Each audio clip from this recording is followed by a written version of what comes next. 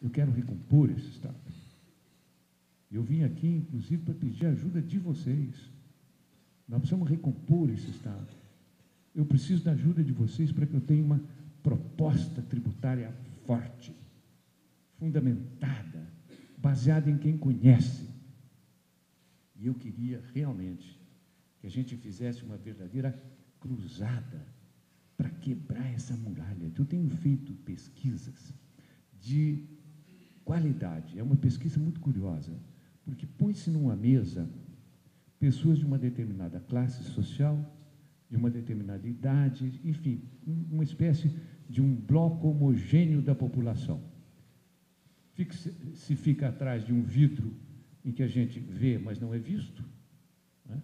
E você coloca uma questão. E no colocar essa questão, você vai, os técnicos ali vão vendo, anotando e tirando uma linha do que o povo está pensando, o que o povo está entendendo, o que o povo está, na verdade, capaz de aceitar como uma proposta política. E é muito interessante. Eu assisti a vários desses. O homem do povo, ele fala, nós e eles. Nós, os perdedores. Nós, os explorados. Nós e eles, os poderosos. Os que não têm perigo, os que não pagam, os que são privilegiados. É uma barreira, é uma divisão, é um muro separando um brasileiro do outro. É muito curioso. Este homem simples do povo, na classe C e D, ele não é um homem invejoso. Não. Ele acha, por exemplo, que quem tem dinheiro foi porque trabalhou, foi porque estudou e, portanto, tem direito. O problema dele não é esse. O problema dele é a humilhação da discriminação. É o fato de que ele se sente o seguinte, eu não consigo, porque eu queria ter o que ele tem. Eu queria ter a aspiração dele feita. Eu não posso, porque da escola, o meu filho vai para uma escola ruim, o filho dele vai para uma escola boa. Se eu ficar doente, eu vou para um hospital ruim, ele vai para um hospital bom. Se eu, na universidade, o menino que estudou na escola particular, cara, boa, vai para a universidade.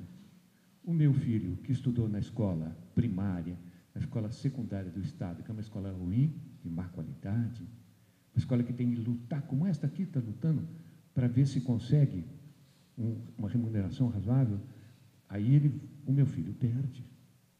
E quando chega na profissão, ele terá a profissão bem remunerada, a profissão com trabalhos agradáveis, com trabalhos interessantes, desafiadores, ele terá a profissão que terá respeito social, terá prestígio, e o meu filho vai para as profissões perigosas, para as profissões tediosas, para as profissões repugnantes, para as profissões sem prestígio social. Este é o quadro da população brasileira. Esse é o quadro da população brasileira. Ora, não é possível construir uma nação com isso. Nós não passamos por isso, mas nós ressentimos, primeiro por uma questão de justiça, de sentimento de humanidade, mas quando não, por um outro sentimento. Nós queremos viver num país digno, nós queremos ser respeitados.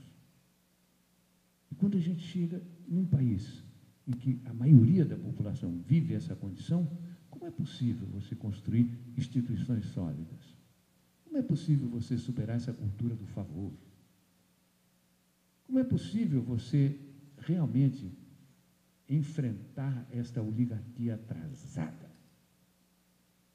Então, realmente, o que eu estou pensando é o seguinte, é fazer esse discurso, para ver se esse discurso toca uma parte importante da população.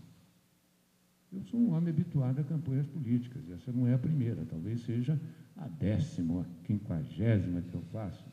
Conheço, eu sei que as possibilidades hoje são limitadas, mas não é isso que nos levou a fazer a candidatura.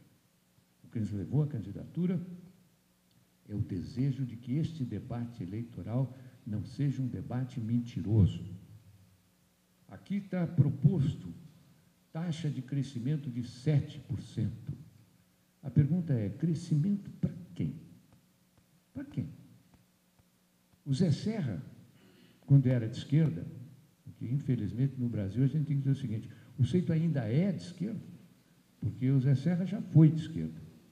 O Zé Serra, quando era de esquerda, ele tem um artigo estupendo, dizendo que se o Brasil crescer a 3%, 4%, mas distribuir bem essa riqueza criada, que a situação da maioria do povo é bem melhor. E este é o caminho para a prosperidade. O caminho para a prosperidade não é esse afã desesperado que está traduzido nesses 12% aqui, de acompanhar o chamado mercado, de acompanhar o chamado mercado mundial, de acompanhar agora os chamados emergentes, de ter taxas chinesas. Não quero taxas chinesas no Brasil. Não há necessidade de taxa chinesa no Brasil. O Castro Barros tem um livro interessante, que é o Brasil em Marcha Forçada. Nós não precisamos crescer em marcha forçada. Nós temos todas as condições de crescer numa marcha normal, que permita às pessoas viver com dignidade e que permita à natureza se recompor do processo produtivo sem estar sendo massacrada como está sendo agora. Para exportar 4 coisas. Para exportar soja, para alimentar o gado japonês, o gado europeu. Para exportar álcool etanol sob a forma de cana-de-açúcar, para sustentar uma indústria automobilística que, evidentemente, tem uma capacidade de poluição inaguentável. Para exportar carne bovina, porque o europeu e o americano não pode ter colesterol.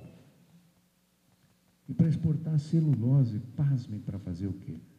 Porque a nossa celulose diz que tem uma qualidade extraordinária, faz um guardanapo de papel, que é o guardanapo de grande circulação, e mais, diz que faz papel higiênico. Então, esse é o destino do nosso país. E os repórteres me perguntam, mas e a receita? Não é importantíssimo para a receita? Que necessidade nós temos tão grande de ter essa receita, se nós podemos crescer endogenamente, se nós temos dentro do nosso país todas as condições instaladas?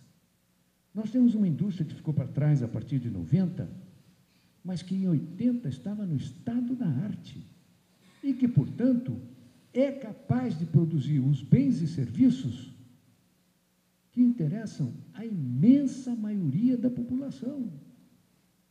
Nós não temos necessidade de ter o último computador. Não temos. Nós não temos necessidade de ter a última tecnologia biológica. Não temos. Isto é um erro. O Celso Furtado, e eu tive um debate com ele aqui, nesta sala, eu, o Celso e o Fernando Henrique.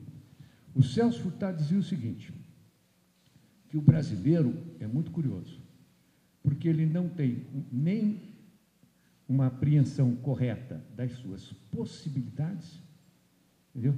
E das suas reais necessidades. Então, uma hora ele se ilude com grandezas, e outra hora ele desmobiliza, não liga para as potenciais que ele realmente tem. Nós temos o potencial de construir uma sociedade de uma vida extremamente agradável para todos. E nós estamos vivendo uma sociedade em que cada um de nós vive dentro de uma prisão, porque é óbvio, com essa taxa de exclusão, nós não podemos querer viver num país seguro. Isso é impossível. Isso é impossível. Os melhores se rebelam. Os melhores são os que vão para a criminalidade. São os que não têm cabeça de presépio, de vaquinha de presépio. São os que se revoltam. Esses nós matamos nas ruas. E por causa disso nós ficamos dentro de casa, porque eles nos matam também. Então, eu quero fazer uma campanha para levar essas indagações que são do senso comum, Outro dia me acusaram de ser muito radical. Eu falei, mas que isso? Como que eu sou radical? Eu falo as coisas mais simples. Por exemplo, vocês já acham correto fazer negócio da medicina? É correto. A medicina é um setor de investimento. Se eu for um investidor na medicina, eu devo ficar triste ou devo ficar contente quando no jornal sai uma estatística de que aumentou o número de cancerosos? Se o meu capital está investido no lucro com a doença, eu tenho que ficar contente, não tenho? Pode. Ninguém se dá conta disso. Ninguém se dá conta que aos 7 anos de idade eu decido, a sociedade decide, este vai limpar a latrina, aquele vai dar aula na Unicamp. Não está certo. Não está certo. Então, eu queria ver com vocês os fiscais de renda, que são pessoas, e fiscais da Previdência.